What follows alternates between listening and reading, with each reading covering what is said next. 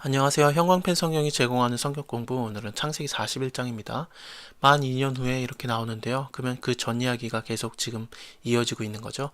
전에 어떤 일이 있었냐면 요셉이 꿈을 해석을 해줬었어요. 그래서 술관원장, 떡관원장의 꿈을 해석해주고 그 해석대로 이루어졌습니다. 술관원장은 복직이 됐고 떡관원장은 나무에 매달려서 죽었습니다. 술관원장을 해석해줄 때 당신이 나가게 되면은 나를 생각하고 내게 은혜를 베풀어서 나의 사정을 바로에게 고하여서 나를 이 집에서 건져내소서 그랬는데 이것을 까먹었어요. 그렇게 2년이 지난 겁니다. 그때 바로가 꿈을 꾸었습니다.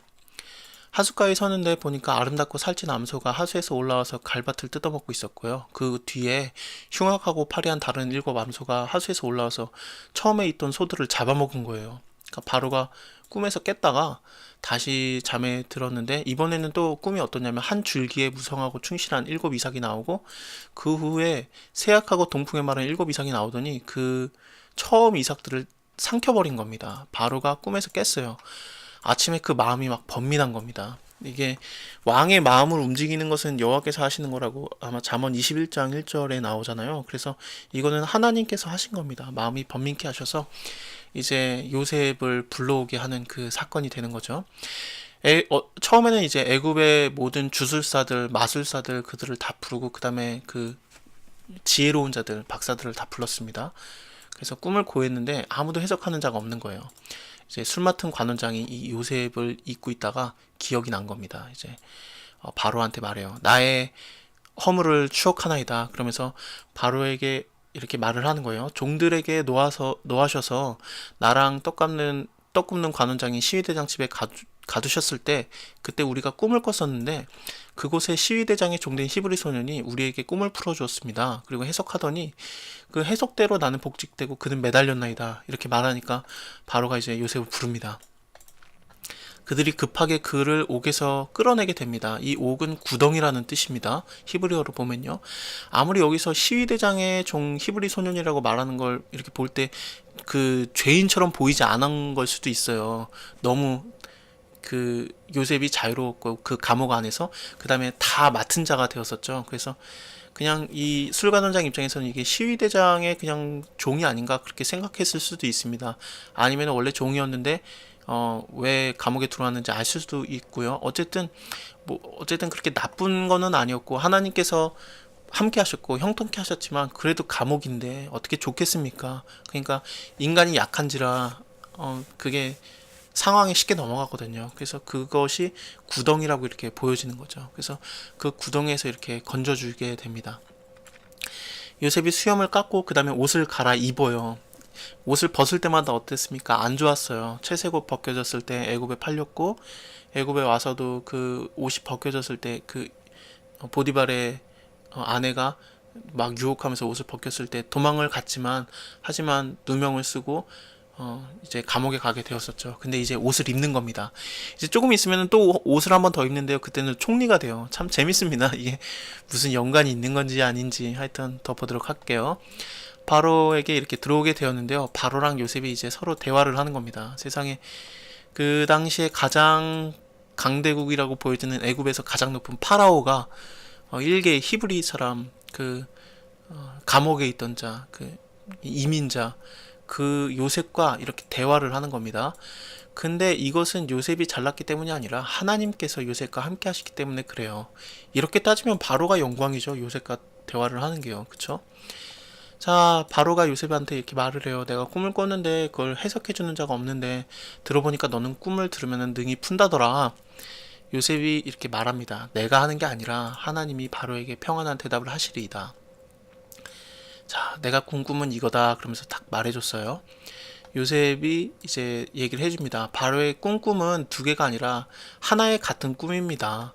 하나님이 그 하실 일을 바로에게 보여준 겁니다. 이 7 암소는 7회고 7 좋은 이삭도 7회고 그 다음에 7 파리한 소도 7회고 그 다음에 동풍에 말라 비틀어진 그 이삭도 7회고 자, 이것이 바로 하나님이 하실 일입니다. 그러면서 이제 해석이 시작이 되는 거죠. 온 애굽 땅에 7해의 풍년이 있겠고 그 다음에 흉년이 들게 되는데 애굽에 있던 풍년이 다 잊어지게 될 만큼 아주 이 땅의 기근이 심해서 멸망하게 될 것이다. 그 후에 든 흉년이 너무 심해서 이전 풍년이 이 땅에서 기억이 되지 아니할 겁니다.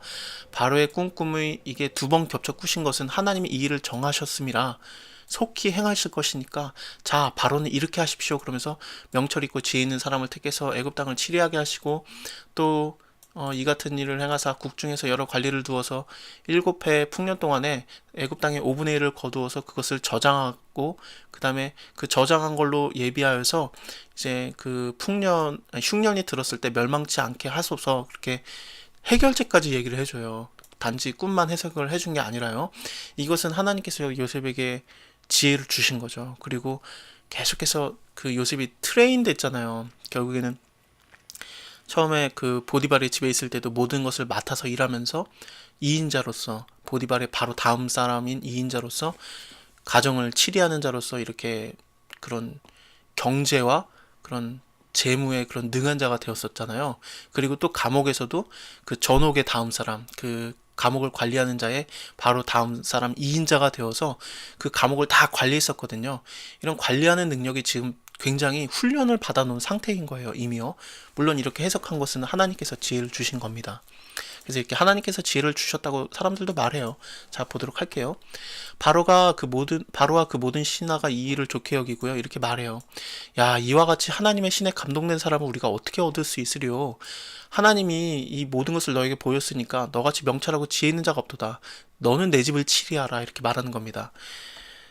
처음에 야곱의 집을 치리했던 요셉이 그 형들을 체크하는 자였잖아요. 그래서 잘하고 있는지 못하고 있는지 체크하는 자, 2인자로서 아버지의 바로 다음 자로서 그랬었고, 그 다음에 이제 보디발의 집에서도 2인자로서 모든 집을 치리했는데, 그리고 또 감옥에서도 2인자로서 그 감옥을 다 치리했는데, 그 일이 똑같은데 이제는 바로의 집을 치리하는 거예요. 애굽을 다 치리하는 자가 된 겁니다.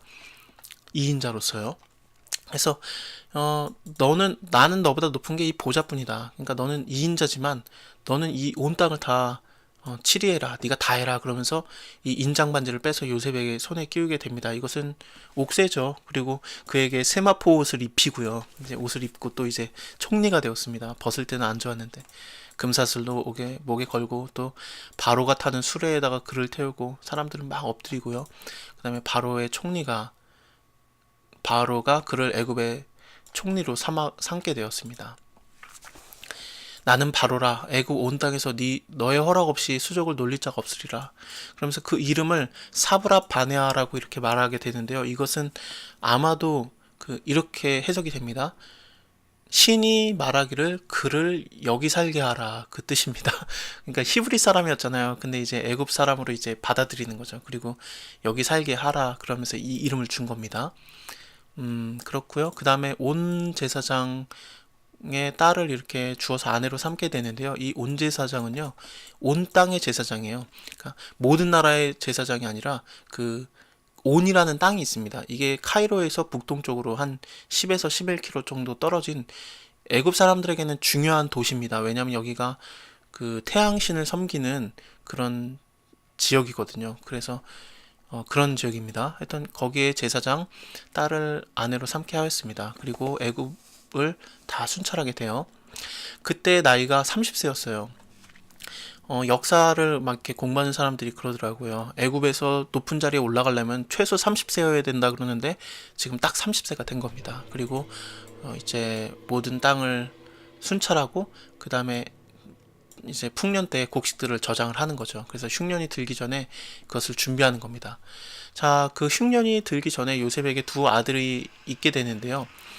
첫 번째 아들의 이름은 므낫세예요. 므낫세는 하나님이 나로 나의 모든 고난과 나의 아비의 온 집을 잊게 하셨다 그러면서 이 전까지는 계속 아버지의 집으로 돌아가려고 했던 것이 보여집니다. 근데 이제는 드디어 하나님께서 나를 잊게 하셨다 그러는 거죠. 그리고 뭐 그렇다고 이것이 뭐 기쁘다 그런 뜻은 아니고 그냥 잊게 되었다 그러는 겁니다. 그리고 두 번째 이름을 에브라임이라고 했는데 하나님이 나로 나의 수고한 땅에서 창성케 하셨다 그러면서 이 에브라임의 뜻은 창성케 되다 그런 뜻입니다. 자, 이제 7해 풍년이 그치고 이제 흉년이 일어나게 됩니다. 요셉은 이제 다음 장에서 흉년 때문에 야곱의 아들들이 애굽에 오게 되는데 그때 만나게 되는 장면이 나옵니다. 다음에 또 뵙도록 하겠습니다. 감사합니다.